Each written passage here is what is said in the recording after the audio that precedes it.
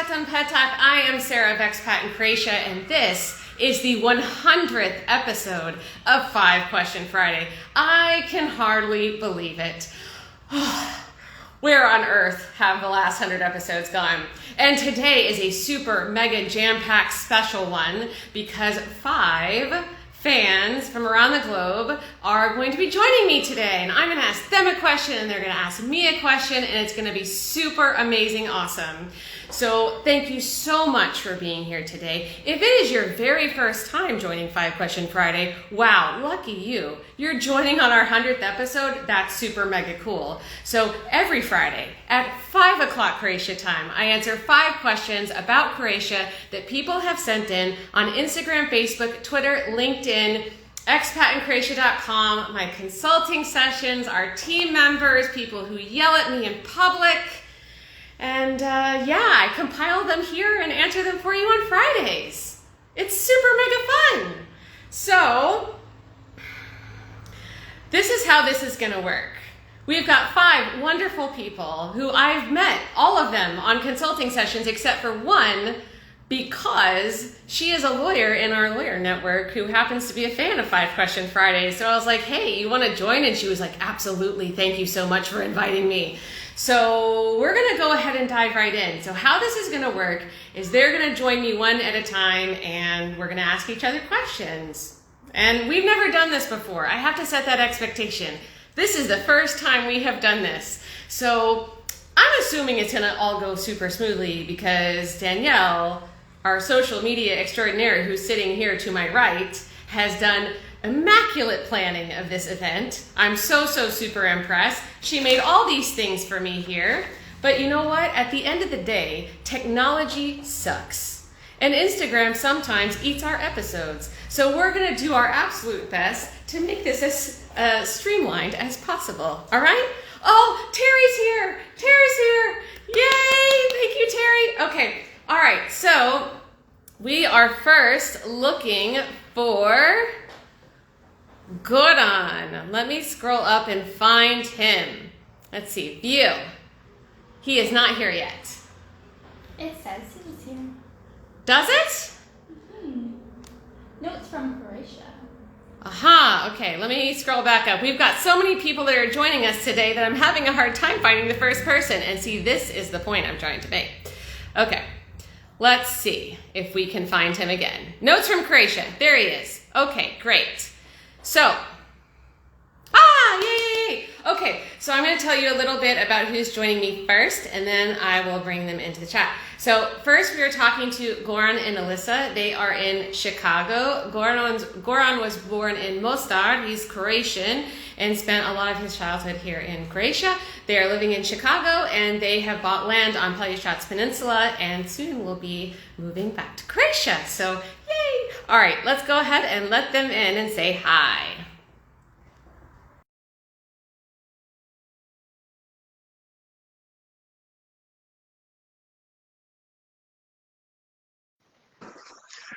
Oh, look, it works.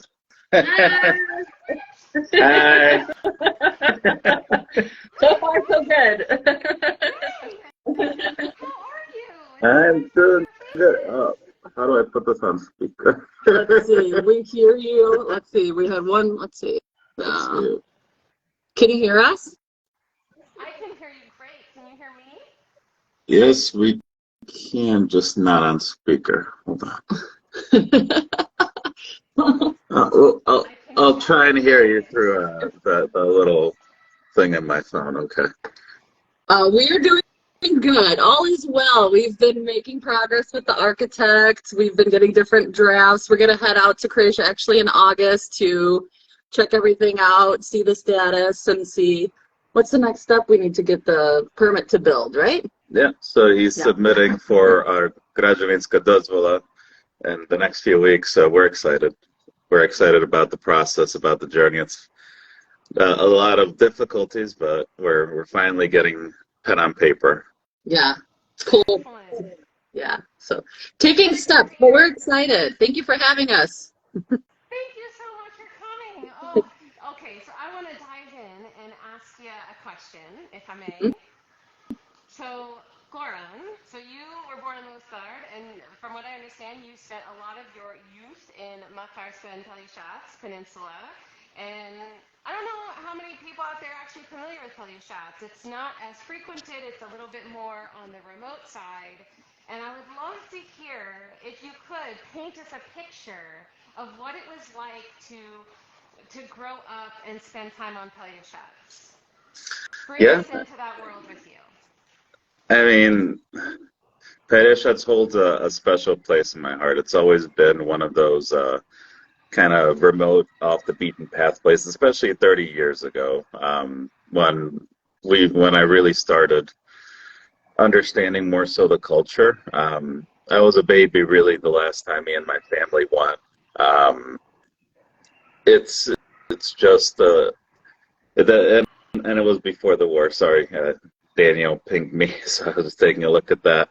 But it was very different before the war.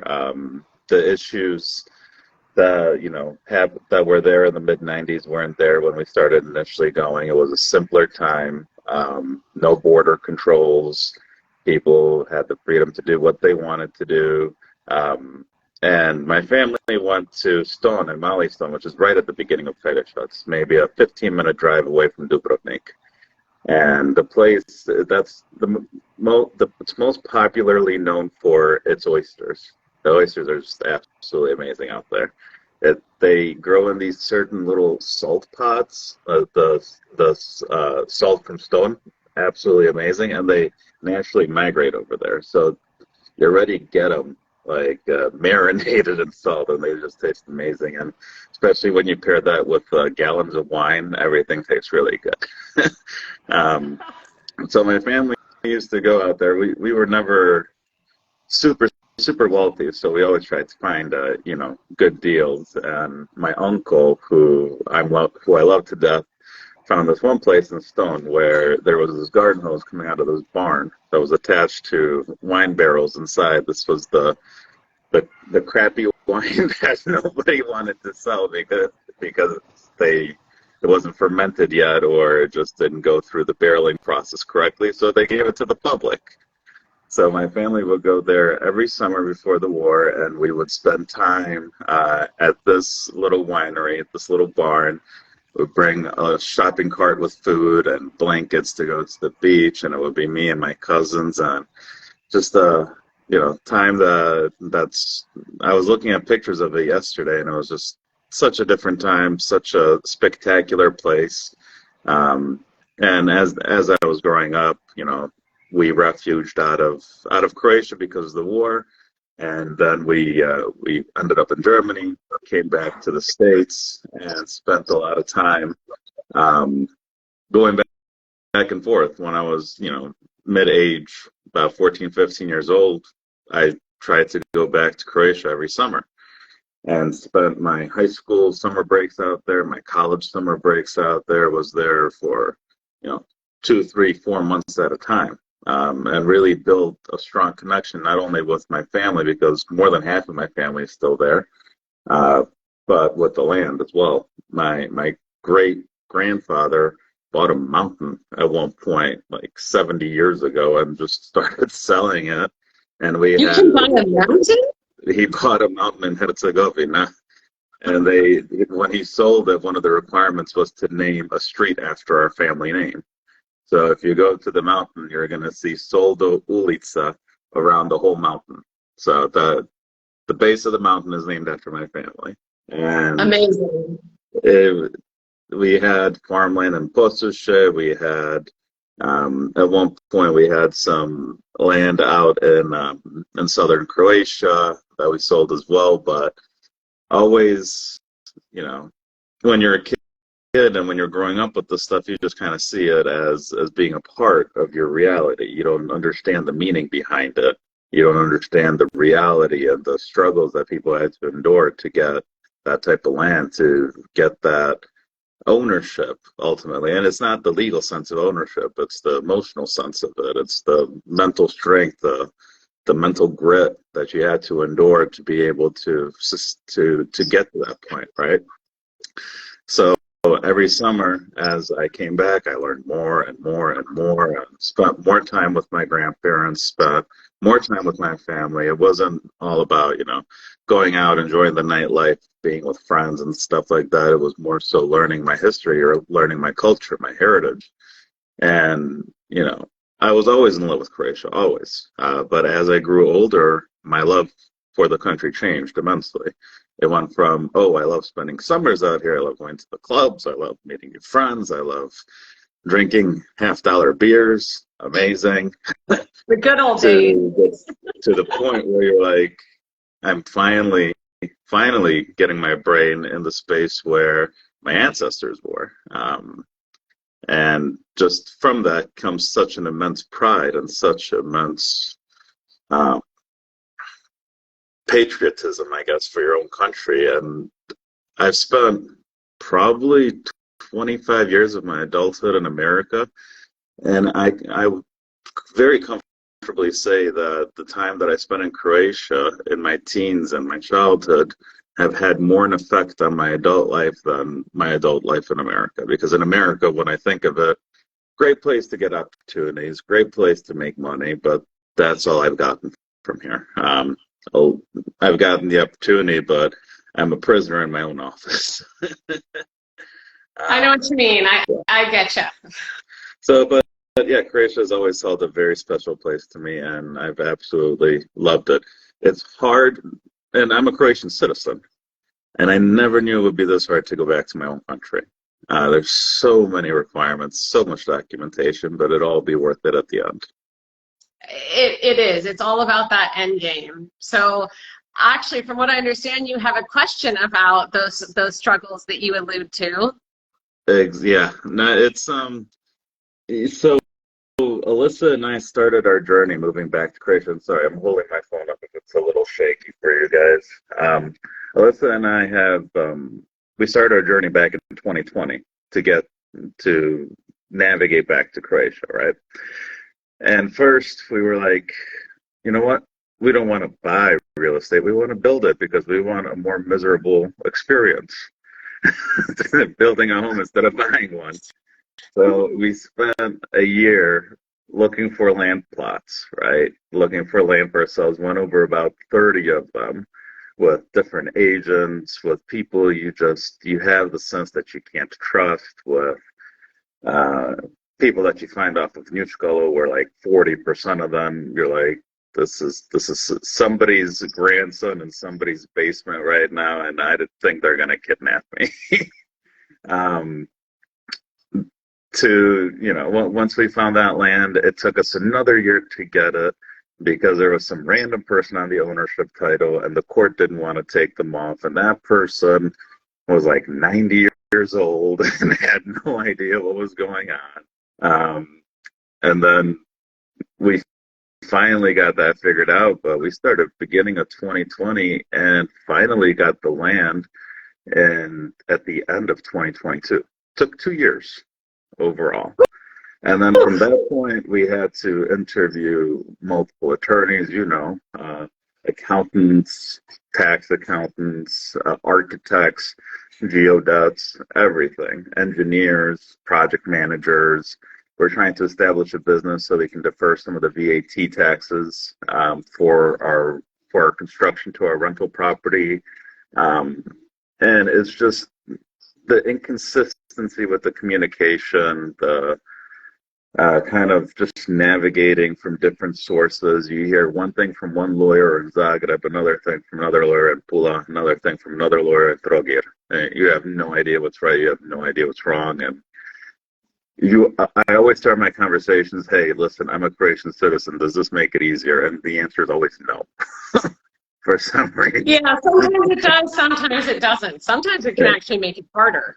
Yeah, I was actually asked when I was at MOOP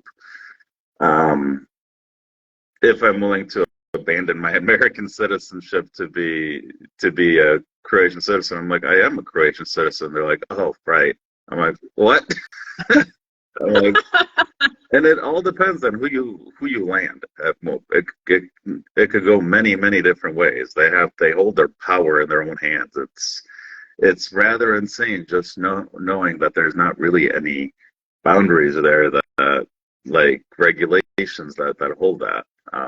But I guess my question would be, could you share any advice or best practices for someone in a similar situation, kind of seeking to handle all these challenges amid the lack of consistency and communication difficulties in Croatia?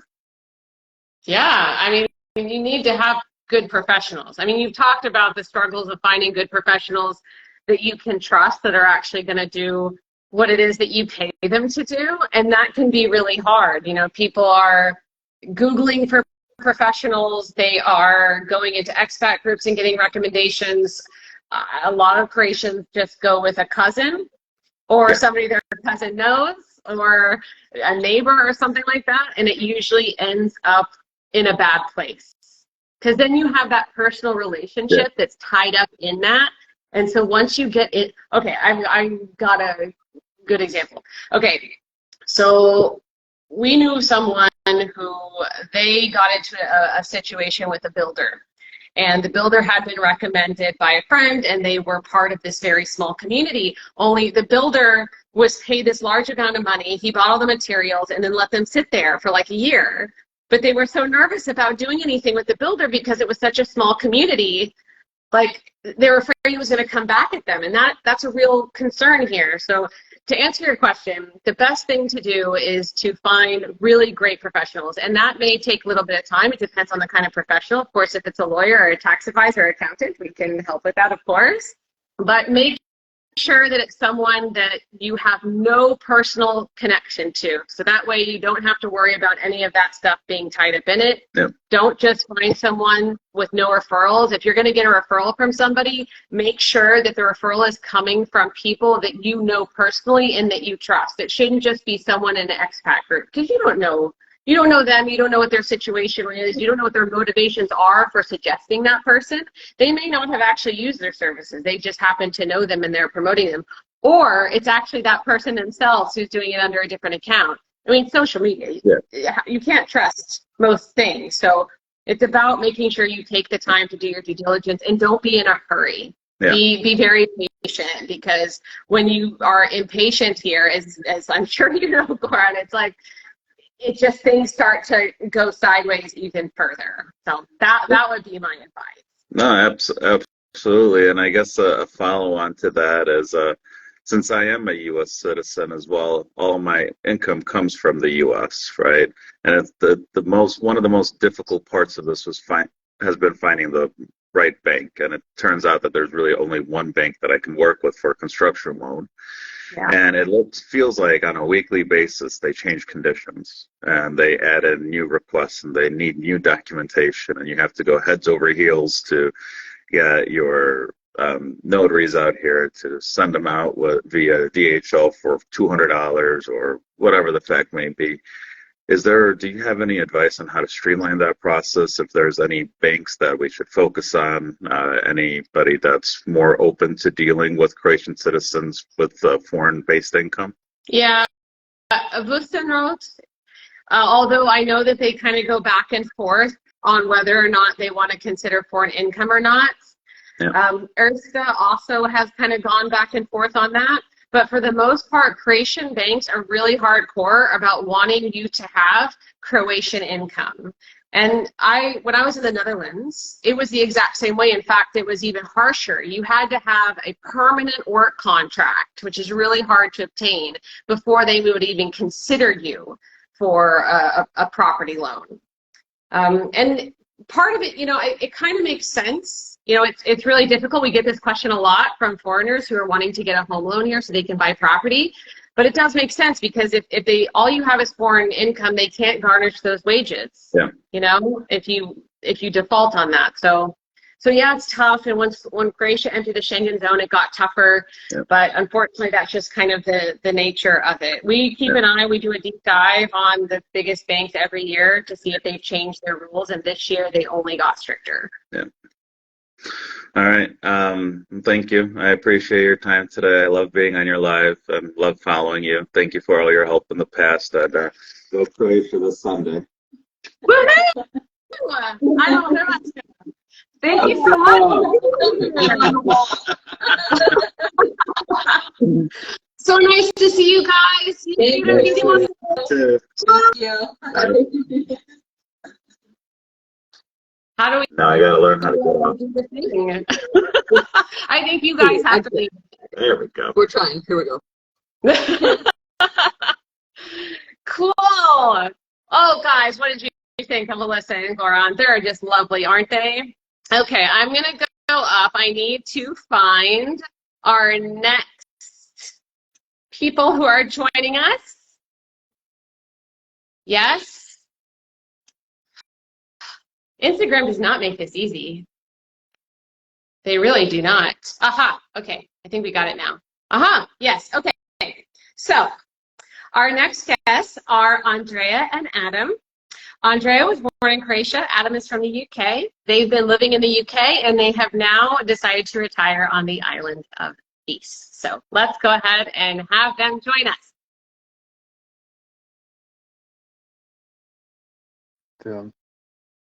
Oh shit! Turn the camera on. There you are. Hi. Hi, Andrea. Hi, Adam. How are you today? Sorry. Can you hear me? Yeah. Okay, awesome. Can you hear us? How are you? Good, thank you. You? Doing very well. I'm so honored to have you guys on 5 Question Friday today. Thank you so much for being here. It's all right. Thank you for inviting us. Yeah. Absolutely. So I've got a question for you. So why did you decide to retire in Croatia? Of all the places, aside from the sea, of course. Well, I've been quite a lot of places. I've worked abroad for many years around the Middle East and everything. So I came to Croatia to a music festival and loved the place. Just thought how nice it was, and just got a feeling for it. And then with my lovely Croatian wife here,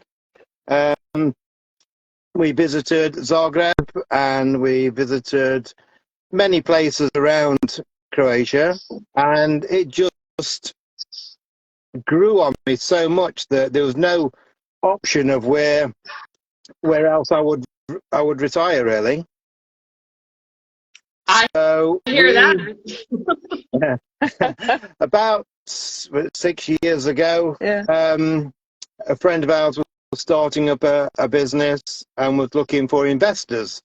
And I said, I don't want to invest, I want to be a shareholder. And he said, fantastic, that's just what I'm looking for. So we bought shares in the company that we currently have now called Pisa. We grow all citrus fruits, and the farm is growing. It's been going about 5-6 years now. Yeah.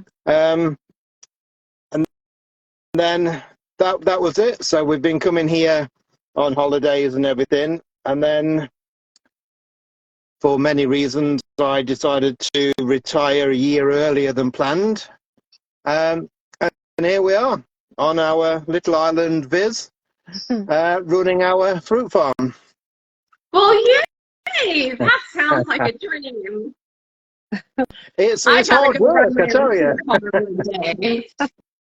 Yeah, everybody thinks it's a holiday, but it's hard work. There's a lot of work on the farm to do, but it's enjoyable work. We're learning a lot and just really enjoying the experience of being here. Oh, that's so lovely. Thank you for sharing that with us. All right.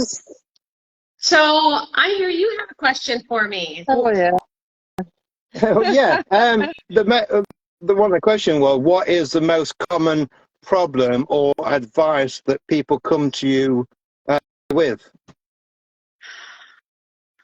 The biggest problem that people have is, how do I stay in Croatia for the rest of my life? And that is a problem for most people. Croatia's immigration system is built intentionally to prevent people from staying in Croatia long term. Like, if you're an EU citizen, you're a Croatian citizen, or you're married to a Croatian citizen, in your case, Adam, then it's a lot easier. But if you are a non-EU national and you are not married to a Croatian or EU citizen, it is really, really hard to be able to stay here long term. You can definitely come here for a year. You could come for maybe a couple of years. But to stay long term, you really got to do some serious magic and acrobatics. I mean, I slipped through the cracks. I was a very unorthodox situation. And so, yeah, it's pretty tough for people. And that, I feel like that is a conversation I'm having with people every single week, is how can I stay longer?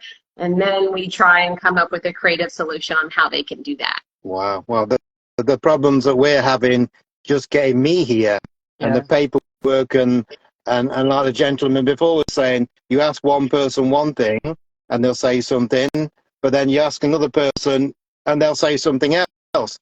That's been quite difficult for us, and getting paperwork and approvals and just getting a name of someone to speak to has been, you know, a long time. It's really difficult.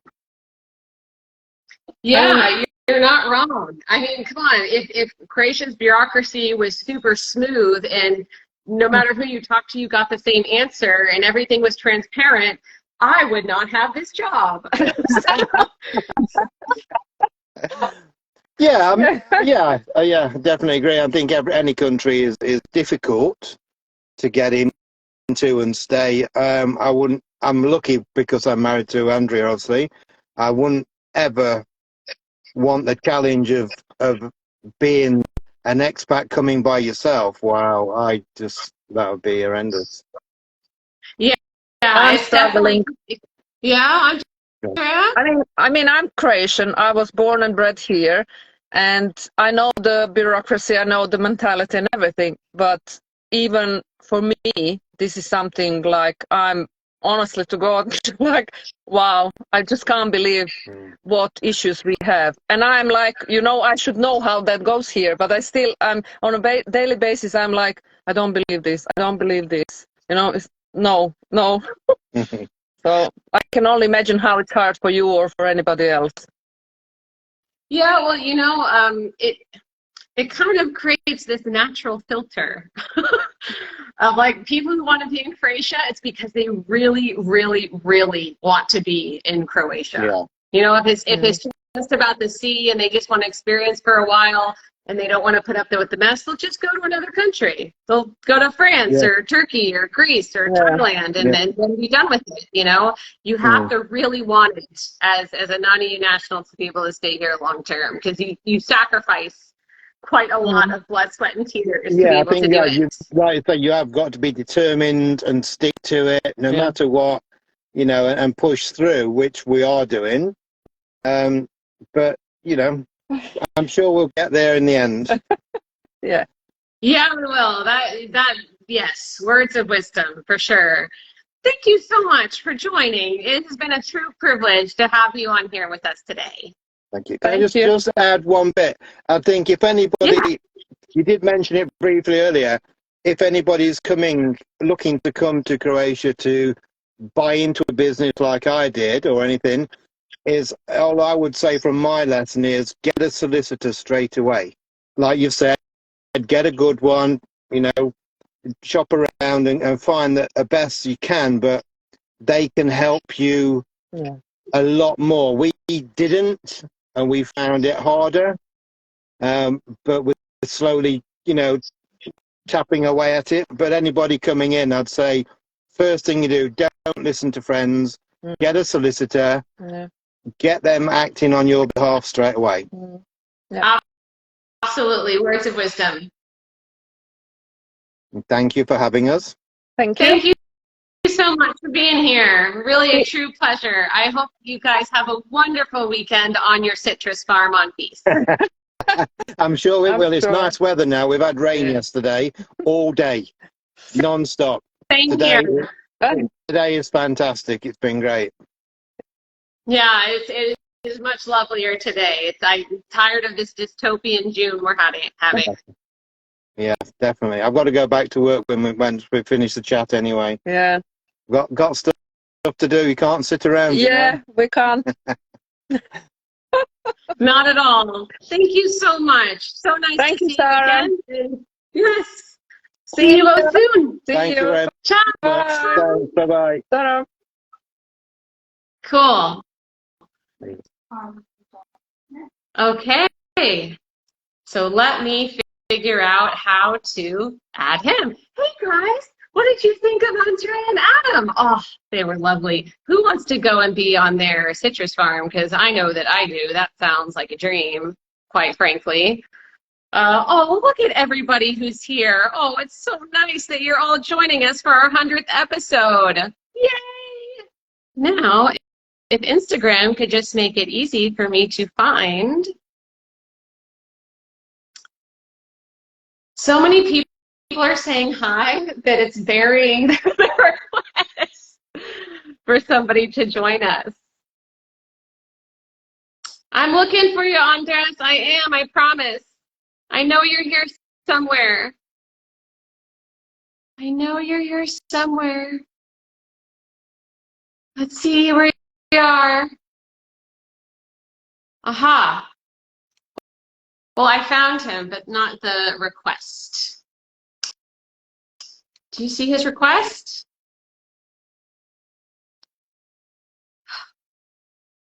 Yeah? Maybe, Andrés, I know you're out there. Could you cancel your request and do a new request?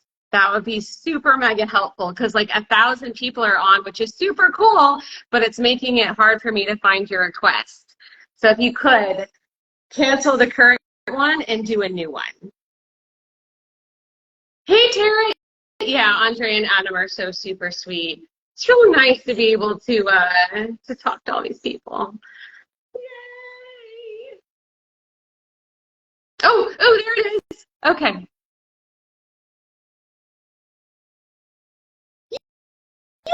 Yay! So Andrés is from Venezuela, and he has been living in Zadar. Here we go. There he is. Hey, Hello, how hello. are you doing? Doing good. Nice to be here. Can you hear me? I can hear you great. Can you hear me? Loud and clear. It's a little bit loud. I can't help it. It's all my enthusiasm. I just cannot keep it bottled up inside of me. That's super cool. It's great to see you again, Sarah. I'm honored. Thank you for inviting me for this. Oh, Super thank you amazing. so much for accepting our invitation. It's a privilege to have you here today. And I have got a great question for you that a lot of people ask me about. So I'm really eager to hear what you think about it. So how do you make friends? You've been in Croatia a while now, a few years. So how has it been for you making friends? How are you going about it? And has it been a challenge to create new, very like deep, true friendships? That is a very good question. I've been in Croatia, let's see, since the end of 2018, and I've met a lot of different people here.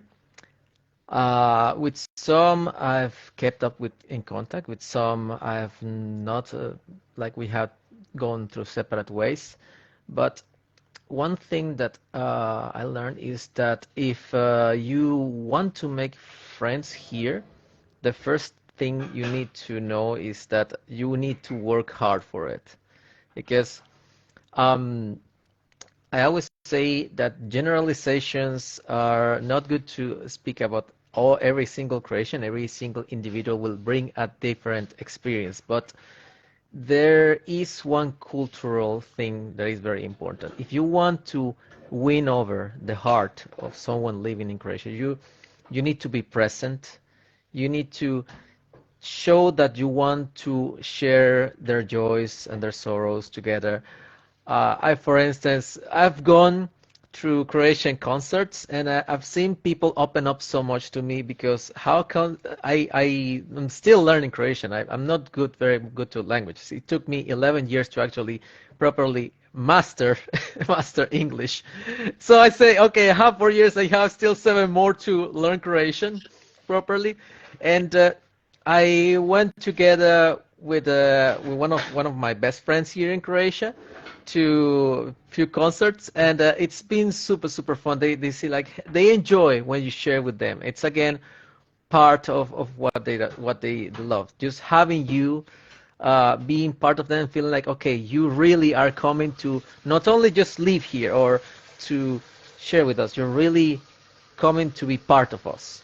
So that's it. It's constant work, and if you're looking to be here either for a few months or like me that you found your home in Croatia. Me, literally having no Croatian roots, I just arrived here just by accident, and somehow here is where I found myself living for the rest of my life. Is That's the way to go. Oh, you're gonna make me cry. I remember the first comments that you made on our page, on our Instagram account a few years ago. I can't remember what the post was, but I remember the way that you wrote about your feelings about Croatia. It just echoed how I felt. And I remember at the time, I was just feeling like so welled up because I knew exactly what you were talking about. I mean, I'm feeling a little emotional right now, actually, just thinking about it. But you and I are definitely on the exact same wavelength. And as far as, making local friends, you're absolutely right. I find that Croatian relationships are so important here at every single level. And, it all comes down to having that coffee and really like giving your full attention to somebody to be able to make that connection. So yeah, I mean, that all makes sense to me. You've got it nailed, like down. There's nothing I could possibly add to it. It is, and it's really I can say that a friendship you make here, a true friendship make here in Croatia, is one that you will have forever, for the rest of your life. Oh, that is for certain. The dedication, the Croatian friends I have, they will like, they would lay down on railroad tracks. I feel like no matter what, you call them at any time of the day or night. You're in the hospital, I'm there. Mm-hmm. Like there's just no questions asked. There's no debate in their head. They're just like, no, you're my friend. I am there for you. Whatever it is that you need, you don't worry about it. It is, and especially when you put effort learning the language, also. I gotta say. It's always they always make it laugh because it's you learn the languages, and this is often common. People say like the first thing you learn of a language is the courses. Oh God, they have a blast with that. Yes. And everyone said that to me, that was the first thing I should learn, and I don't like being told, I don't like doing the popular thing, so I intentionally did not learn the curse words until maybe the last couple of years. But now that I know them, when I'm eavesdropping, I hear them everywhere. They're part of every conversation that's being had in Croatia. It's amazing. It is. For me, it's also like because, for instance, if something I don't understand the conversation, but I hear one, then I say, okay, something's going wrong. So I need to like, how can I help? So, kako mogu li ja pomoći? So I try to put myself there. Nice. So I heard you've got a question, and your question is quite interesting. So hit me. So Sarah, I've been using literally Expat in Croatia is my #1 guide for me, for my family, for everyone who comes to Croatia, literally. And recently, I brought my mother. I managed to tell her to come to Croatia, and she's now living with me and sharing this Croatian dream with me. And what I wanted to actually consult, because again, in your temporary residence and long-term residence, you have different requirements, and there is always this rental contract place among the requirements. And and there is this particular case in which you are living with someone, not rented, so you're not paying, but someone like is your friend or your parent or someone you're living together, and you can be. So I didn't found this. I had to like dig it through to find that there is some called statement of rent of being there, izjava o stanovanju. Yes. And I didn't see it in Expat, so I don't know if was there a specific reason, or maybe like something that you take, because I understand there are certain peculiarities about that. So I wanted to hear from you why you didn't list it. Sure. Yeah, I'll explain why. Oh, yes, absolutely. So, good call. Thank you. So, Danielle is reminding me I should give some clarification to what it is that we're talking about. So, Andrés is asking about the izjava o stanovanju. I don't know that I did that pronunciation right. How did I do? Okay, great. So, when you are applying for residence, you have to provide proof of your address. And there are three ways that you can do that. One is with a rental contract. One is with the landlord statement, which is what Andres is asking me about. And one is with a confirmation from the land registry that shows that you own the property that you live in. So he's asking why we don't mention this landlord statement very often. We do in some places, but we don't have it very frequently. And the reason is because it's very, very rare that someone would have this. So when you're using a landlord statement, the reason that you would use it is because you are staying in someone's property and you're not paying rent. They're just allowing you to live there. So usually the only situations where you would be able to be allowed to stay in a property long-term without paying rent is if you're staying with a spouse, a friend, or family. It's not usually in any other cases, because why would someone who's not your friend or family or spouse allow you to live in their property rent-free? So it's usually a bit more uncommon. Even when we have couples that are coming to Croatia and they're renting an apartment, they're both on the same rental contract. So in which case they're not using that kind of document. Because if you're using a landlord statement and you are paying rent, then it's fraud. So we purposely don't say that because it's rare and we don't want to encourage people to get into a situation without the full understanding of what the repercussions of being not truthful are. If that does that make sense? No, I had some inkling that it was going that way because there is like this sensation. Some people can get desperate, like, okay, how do I find a way to actually stay here? But of course, we have to take into account. You have people who will follow the rules, and you will have people that will try to bend them. So, yes. in a sense, when I have faced Croatian bureaucracy, I have mixed feelings because while it really grows on you thick skin, it really makes you question whether you want to go through this or not.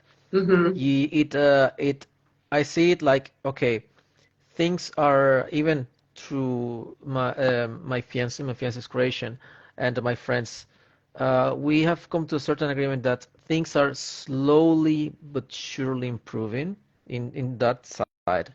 And some things are not clear, some things even they themselves sometimes do not know. They are like, okay, your case is completely new for me, or I haven't, or even though it is in the law, this is the first time the people behind the counter that they are doing something. So they are like completely overtaken by that. It's an experience because you laugh with them, they laugh with you, and they say like, it's okay, it's gonna go fine. But yeah. But again, I really this is my experience. I really consider myself, even though I came by myself to Croatia, very lucky for the friends I made who have been extremely helpful. For even my landlord is almost like my friend. He's been a wonderful person in every step of the way. And I'm lucky. Not everybody got that. And No, not at all. A lot of people have horror stories about their landlord, so you're very lucky for that. So, and for instance, if I quickly need to share this one because it's, I hope people get this and understand that it's part of the quality of the friends you find. Once I got very, very sick. I ate something that gave me a very big allergy. My skin was completely red. And I told my landlord, like, because I didn't know where I could find my assigned doctor. So I had an office. And he say, okay, let's go to the doctor. We went to emergency ER, and then the next day he took me actually to the proper doctor that was assigned to me. He was with me the whole time, accompanying me. Oh, wow. That's so nice. So again, but also it's I put my effort. I've been the best possible tenant ever I could be. So it goes on both sides. Yeah, absolutely. Oh, that's so lovely. Thank you for sharing that. It's good for people to hear good stories because too often I hear nightmare horror stories about landlords that people are experiencing, and it really breaks my heart because when people have those terrible experiences, like they get kicked out or they won't fix something, there's mold or whatever, it's like you know that it's going to be pretty hard for that tenant to separate that experience from Croatia. That's going to be part of their Croatia experience. So it's too bad that that happens because it makes it look like all landlords are that way, and they're not that way. There are lots of lovely landlords. So the last landlords I had them for over 7 years, and they, even though I haven't lived there in almost 2 years, they still message me on holidays to wish me a Merry Christmas and a Happy Easter, and it's just so sweet. It is. Thank you so much, Andrés, for being here. Thanks to It you, was such Sarah. a treat. I hope to see you soon. And thanks so much for supporting Expat in Croatia. It's been so nice to be along this journey with you. I'll be still here, so we'll be seeing each other. Okay. Hope to see you in Split soon. Oh, yes. Bye.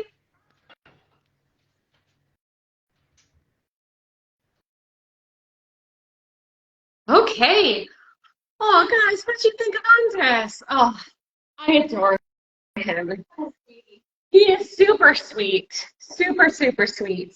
Okay, so next is Antonella. And Antonella, if you're out there, if you could, please cancel your request. Oh, you're already a step ahead of me. Okay, so Antonella lives in Rijeka, and she is one of our lawyers in our lawyer network, and she is so wonderful and magnificent, and I'm so excited that she accepted our invitation to join. Okay, here we go.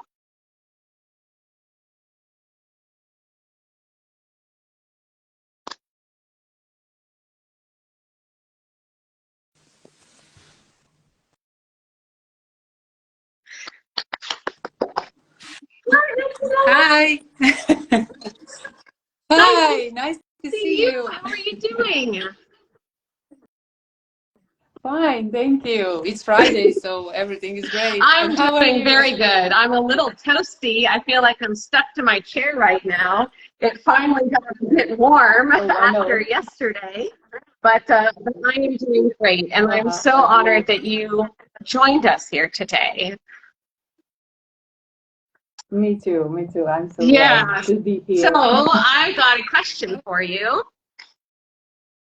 What do you think the number one thing that, let me start that over.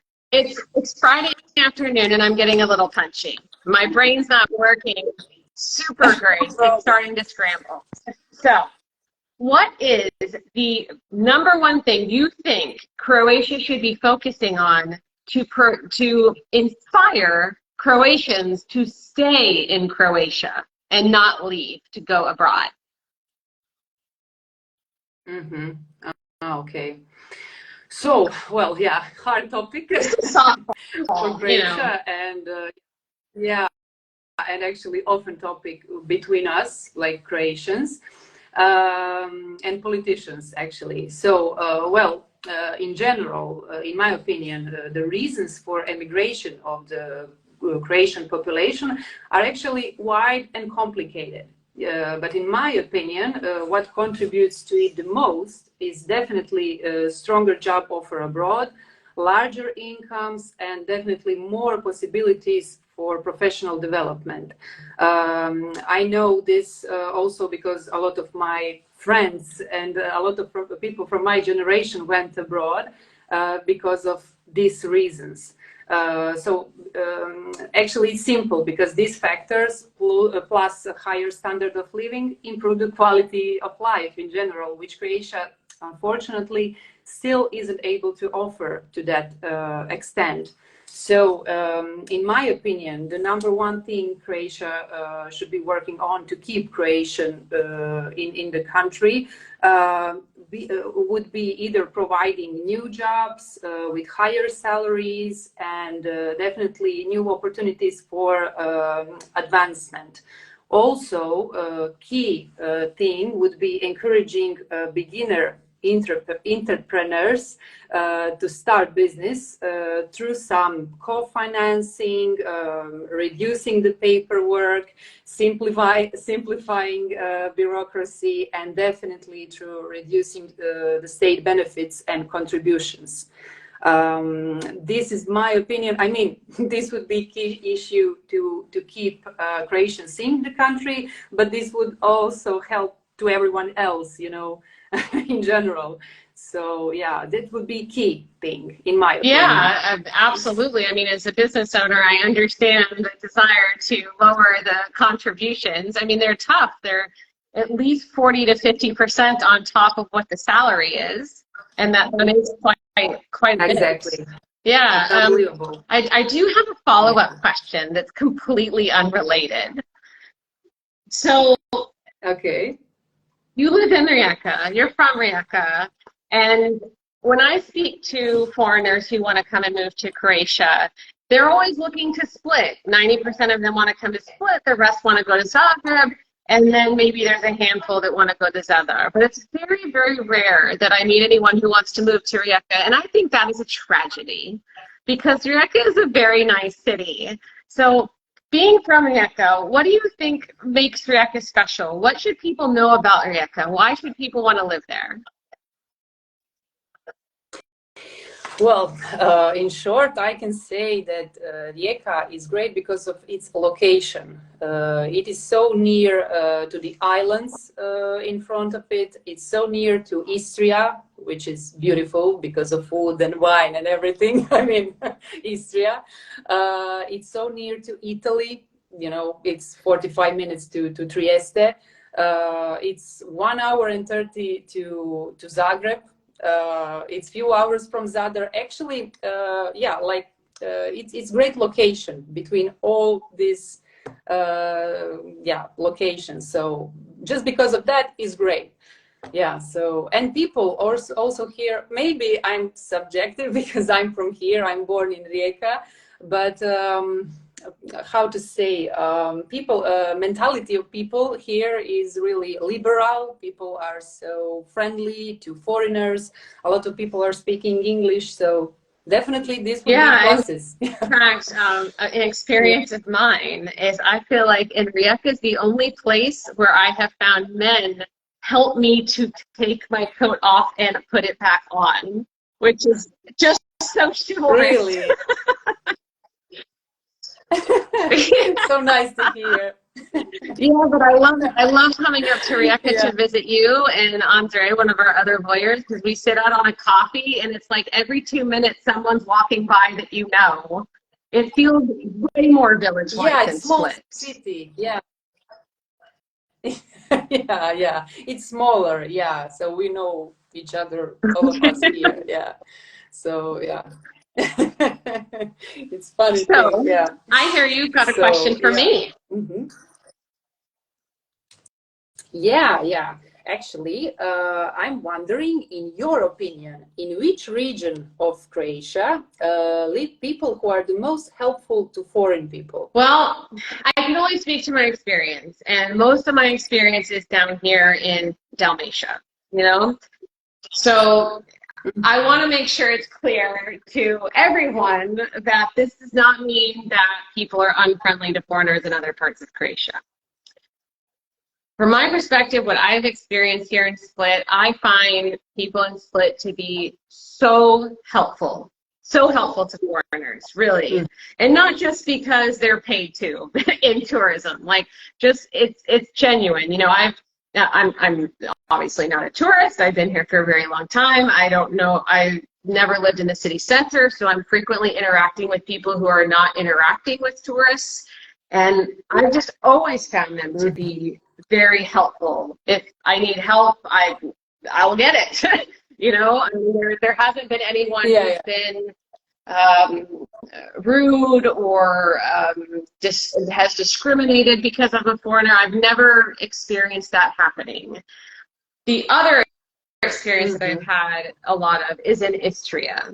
And I also feel like Istrians are really helpful and welcoming and open. And I can't help but think that part of that is because Istria is a little bit more international, I guess, because, you know, it was Italy at a time. There are a lot of Italians there. It's also so close to Slovenia, and it's a lot easier to get there from Germany and Austria. There are a lot of Europeans that come to Istria, and they have this kind of very kind of laid back style. Not the same kind of like pomalo thing that we have down here in Splits, but it is a very chill kind of culture or subculture, I guess I should say. And so I've also found them to be very, very helpful to foreigners. And the foreigners I know that that live there, my friends, my clients in history, they all say the exact same thing. So yeah, that's what I think. But generally speaking, I think Croatians are helpful. Like,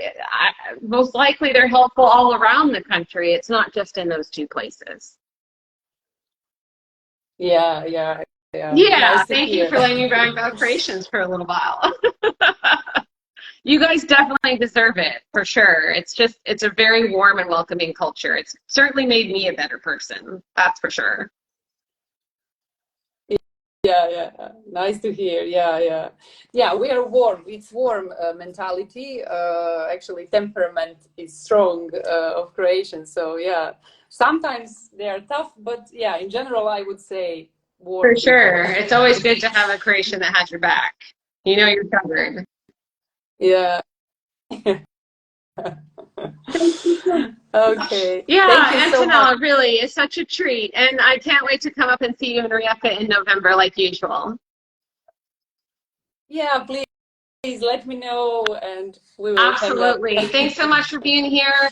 Give a kiss to Maris and tell Pero I said hi. And see you soon.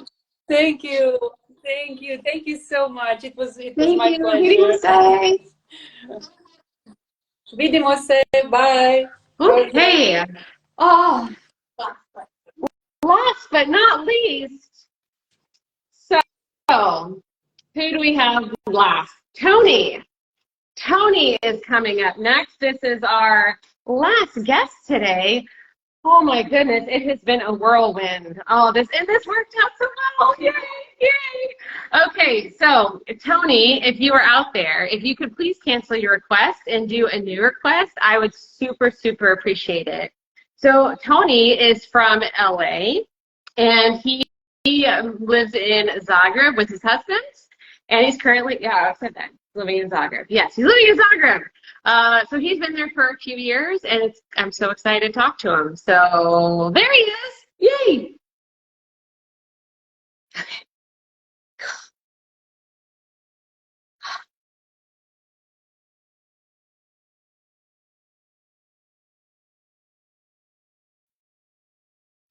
There you are.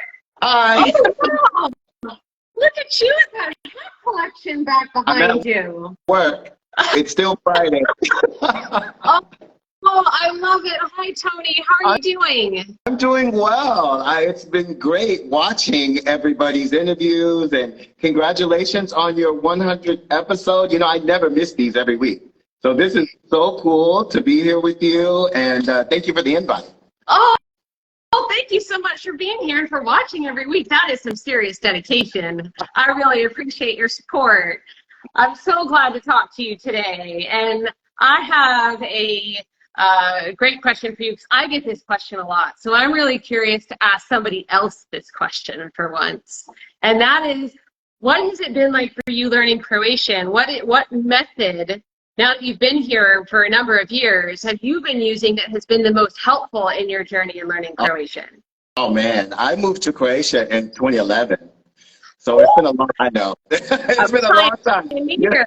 But my biggest mistake was moving to Hungary for 6 years, because I left. And so I stopped learning Croatian and started learning Hungarian. But for the first 2 years that I was here, I just hung out with my friends. I just kind of wanted to pick up the sound of the language. I thought that would be really important. But since I've been back, I decided that since the sound of Croatian was very familiar to me already, that I would go one-on-one.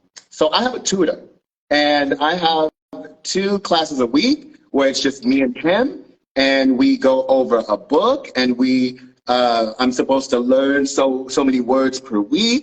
We do a lot of conversations, you know, and I thought that was really, really cool. He actually didn't start me on the book for a year into a long time. He just had me learn things like, you know, the coffee is on the table. You know, I didn't know why I was saying it that way. The coffee is under the table. Why would the coffee be under the table? You know, but it was just silliness, right?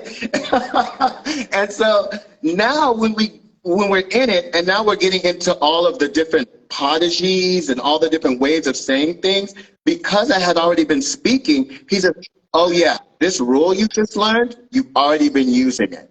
And then I'm like, oh my goodness, I know how to say it. Boom, mind blown, mind blown. And so it has allowed me to really speed up my ability to speak. Now, I'm still nervous to speak. I still don't want to make mistakes and stuff like that. But, you know, when I do speak, people are like, wow, great accent. Wow, you hit the prodigy. And I'm like, oh, okay. I'm happy, you know, and I pat my tutor on the back for that. Well, you should pat yourself on the back, too, because that's because of your dedication to learning the language. Yeah. You're the one who spoke those words. Yeah, but Sarah, I'm the worst student because you know, I actually have to work. You know, you have to work throughout the day. And, you know, we're not at the age where we're a university student. I have a business. I have to work every day. So for me, I only get to really study 2, maybe 3 hours a week. And so it's been a long time for me to learn, but I am learning. And you know, one of the other reasons why I don't speak Croatian, I feel, living in Zagreb, everybody speaks English. Like, everybody speaks such great English that I think the population, Croatian population, should be commended, because their English is so good that when I go to the grocery store and Dobar dan, you know, and I'm trying to speak Croatian, they smile, they acknowledge it, and then they switch to English. So, do you switch to English with them, or do you keep speaking Croatian? I mean, if it's a complicated situation, like if I'm at Moop or something, you know, then I will go to English. Yeah, but. And our friend circle is really cool too, because they will speak Croatian and they will just speak, and then they'll bring me in and they'll say, okay, Tony, this is what we're talking about. And then they'll continue to speak Croatian so that I can hear it, learn, and kind of make my way into the conversation. So it's helped. It really has helped. And I feel like I'm about 40% in understanding now when I'm around the city. And for me, that's very good. That's very good. Props, really, bravo. Yeah, no, good for you, seriously, because I know there are a lot of foreigners who are like, I'm not going to bother speaking Croatian or learning Croatian because so many Croatians speak English. So, you know, that's not my experience in Split. I feel like there are a lot of people here who don't speak English, which is fine. That's totally okay. But to be in Zagreb where everyone's speaking English and you're still so dedicated to it, really good job. That's fantastic. And I feel like people are supportive of it. I mean, they are supportive of it. When I do try to speak, you know, they do acknowledge it. And I think that's really cool. So I think the Croatians, they appreciate the effort. And so then it keeps me going because I'm like, okay, they appreciate it. And, you know, I just feel like I live in their country. I need to speak their language. And I'm married, so Baka does not speak English. So I've got to be able to communicate with Baka. You know? So, you know, yeah. But it's working out. Hey, you know, there are a lot of Bakas around this country that are one by one teaching their daughter-in-law or their son-in-law Croatian, and they should be commended. Yes. Yes, I can shout out to my Baka Bushra. That's what she does. Yeah, absolutely. Oh, thank you so much for sharing that experience. Absolutely. So I hear you have a question for me. It is our last question of the Yeah, day. it's me, and it has to do with business, of course. I just opened up my new company, California Love. Hi, Ed. I'm super excited. And I opened up the company by myself. I've done all the paperwork by myself. I found my own accountant. I've just done everything by myself. And well, I shouldn't really say by myself because I go on your website and I look to how I'm supposed to do things, but I follow the instructions and I'm able to do it by myself. So my question is, what in your, speaking to other expats, what has been the most common like pitfalls or mistakes that that expats are making when they open businesses here in Croatia? That's a great question. So not having a good lawyer, for sure, which is on the back of the conversation that I had earlier in the episode with Goran, I think. Don't go with the recommendation that you trust. Talk to a few different lawyers. See who is skilled in your niche. Because when it comes to opening up a business here, not every lawyer, not every accountant is going to be skilled in your niche or even your kind of business structure. Yeah. So you want to have a lawyer and a great accountant that is for your business structure. So some accountants, they will only work with Obert. Some will only work with a DOO or YDO. And if you're going to open a YDO, really figure out why, because I got duped into that mess and now I'm in it. But no one could that was the thing. No Croatian could tell me why I shouldn't open up a YDO. They just said don't because it makes you look like you're laundering money. I'm like, you need to give me a better reason than that. And now, like 3 years in, now I finally have met people who have communicated in real language that I can understand what the problem is. But you know what? I'm here already. So it's about having those two kinds of professionals. Those are the most common pitfalls that people get into. And then aside from that, there's just so many things we don't know, and we're just the system and your accountant and your lawyer just expect you to know them because they're dealing with you the same way they would deal with a Croatian client. So they assume that you should know that every single month you have to print out every single bank statement that you have and every single pay stub, and you have to sign it and stamp it. And every one of your employees has to sign and stamp it. And you have to have 1 million copies of everything, and it always has to be on hand in case the government shows up and they ask for it. Yeah. And most likely the government is not going to show up and ask for a diploma for one of my colleagues. That's not going to happen. But nevertheless, I have to have everyone's diplomas printed out and in their files just in case. Yeah.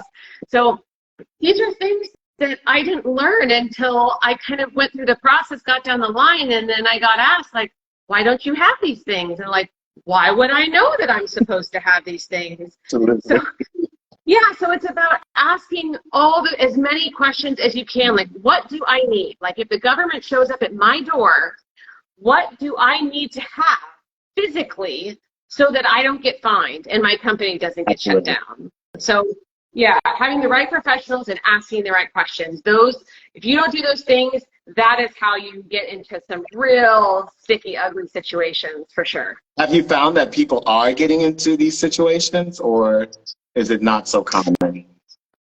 I don't find it super common, and the reason I don't find it super common is because most foreigners aren't opening businesses here, and the reason is because they don't have the right to work. So you're in a unique situation because you're married to a Croatian, so you inherently have the right to work. But most foreigners, if they're not EU nationals and they're not married to an EU or Croatian national, they don't have the right to work, which means they have to hire 3 full-time Croatians to be able to open up a business. That's a deal breaker for most people.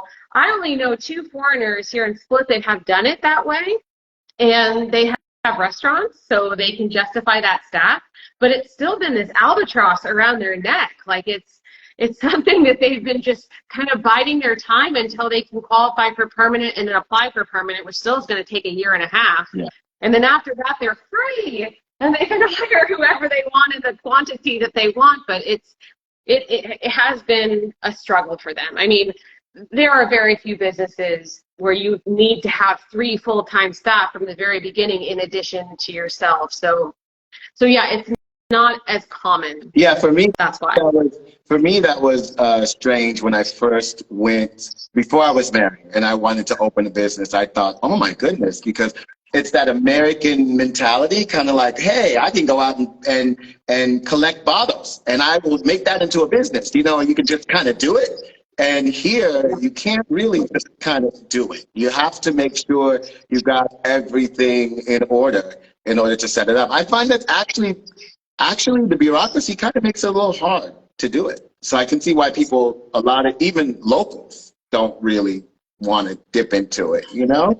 But yeah, but I think that's some good advice. I think that's some really good advice. I personally didn't do it with the lawyer, but I think it might be good to have a consultation with the lawyer just so they can check everything and make sure everything. Absolutely. Yeah, I think that's. Yeah, I mean, you should always have someone who's at least there that you can consult with and ask questions of, just to make sure. I mean, you don't have to pay them all the time. You know, you may not even speak to them for months, but having an advocate who has your back and knows that you're doing everything right, it's invaluable. It's going to save so much money and headache down the line. Yeah. Oh, wow. Well, thank you for answering my question. So excited and proud of you guys for your 100th episode. So keep it going. Thank you so much, Tony. It was so nice to see you face to face for the first time. And thanks for being here. And I hope to see you the next time I'm in Zagreb. Say that again. I didn't hear that. I hope to see you the next time I'm in Zagreb. Hey, anytime. I'm always here. So right. Go to a coffee or something. Let's do it. Fantastic. It's a date. Okay, take care. Bye. Beautiful city. Have a great weekend. Oh my goodness, you guys. Wowza. We did it. It was a team effort, but we made it to the summit. Thank you, everybody who was here and watched as I spoke to Tony and Antonella and Alyssa and Goran and Andrés and Andrea and Adam. I mean, it was amazing. And I'm a bit overwhelmed because it has been a long time. And I can't help but think that, like, 2 years ago, there's no way that I would have been able to do this. I would have been too frightened and too scared and too nervous and too anxious and all these kinds of things to be able to put myself out there and speak honestly and be on camera or do speeches or do panels or any of these kinds of things. So to be able to get this far and do this many episodes in the last, I guess, year and a half, or I don't even know how long it's been, like that's a really big personal thing, and I wouldn't have been able to get to this point had it not been for you, because you were the ones who watch every week. If it was me and dead space every week, I would not have gone on this long. So thank you for all of your support, all of, not just 5 Question Friday, but of Expat and Croatia and our entire team. We really love being here. We love doing what we do. We love helping you love Croatia as much as we do. It is such a privilege to be able to do this job, and we feel like the luckiest people in the whole wide world. So thank you so much again for being here, for being all that you are. And this has been the 100th episode of 5 Question Friday, and I will see you next Friday at 5 o'clock. Bye.